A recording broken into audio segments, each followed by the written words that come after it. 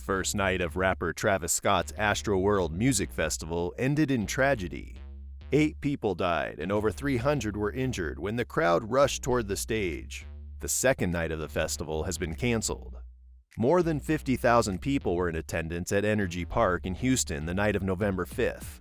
When headliner Travis Scott took the stage, the crowd surged forward in excitement, overwhelming security at the front of the stage. As the crowd became compressed against the stage itself, many attendees were shoved over or tripped. They were then stampeded on by the others rushing forward. Several in the front of the crowd found themselves unable to breathe, and as panic set in, crowd members began to pass out and fall to the ground. There are reports of members in the crowd succumbing to seizures. Attendees, aware of the injuries around them, started shouting to Travis to stop the show, who stopped the show at least 3 different times. Stop the show! Stop the show! Injured persons who could seek medical attention quickly overwhelmed the small medical tents present at the festival, prompting fire and rescue to be called. The EMTs responded quickly, and Travis called off the show when he spotted the crowd parting for the ambulances. According to Houston Fire Chief Samuel Pena in the New York Post, of the 300 people injured, around 20 were taken to the hospital in serious condition. Texas Children's Hospital has reported that they received more than 1 child injured at the concert. 11 of the transported persons were in critical condition, receiving CPR en route, of which 8 have died. Pena states that due to others still in critical condition, the death count may rise. Currently, the ages of the 8 that died range from 14 to 27. Out of respect for those lost lives, we will not be disclosing names. Houston Fire and Police are investigating the festival in order to determine any possible wrongdoing. They're looking into whether there were enough accessible exits and if medic staff and security were well enough equipped to handle the crowd. Multiple reports gathered from security and show personnel state an unknown assailant going around injecting staff members with an unknown substance. According to Chief Pena, they will be looking into anything and everything. He said, "I've been doing this for 27 years, and I have never seen anything like this."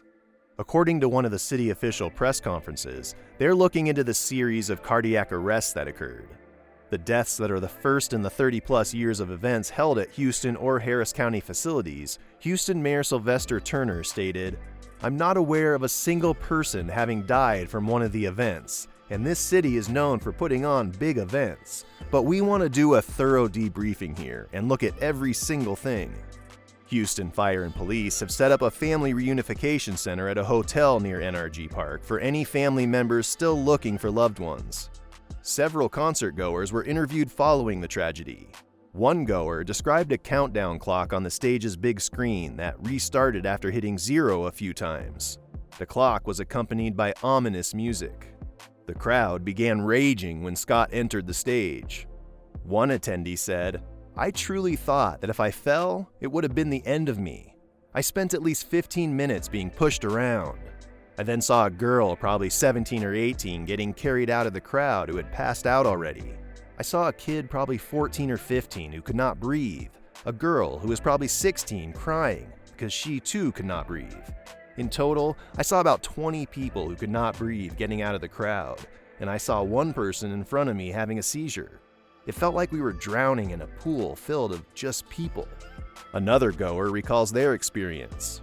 "Right when he started performing his first song, I thought, we have to get out of here. And then I just remember looking up and passing out. I was in and out for a little while. I didn't see anything, but I could kind of feel what was going on. Someone pulled me over a fence and I was sat in a chair, and then I passed out again." Scott, a Houston native, released a statement via Twitter the following morning stating, "I'm absolutely devastated by what took place last night. My prayers go out to the families and all those impacted by what happened at Astroworld Festival. Houston PD has my total support as they continue to look into the tragic loss of life. I'm committed to working together with the Houston community to heal and support the families in need. Thank you to Houston PD, Fire Department, and Energy Park for their immediate response and support. Love you all." The Astroworld Festival Twitter account released the following statement on Twitter. "Our hearts are with the Astroworld Festival family tonight, especially those we lost and their loved ones. We are focused on supporting local officials however we can.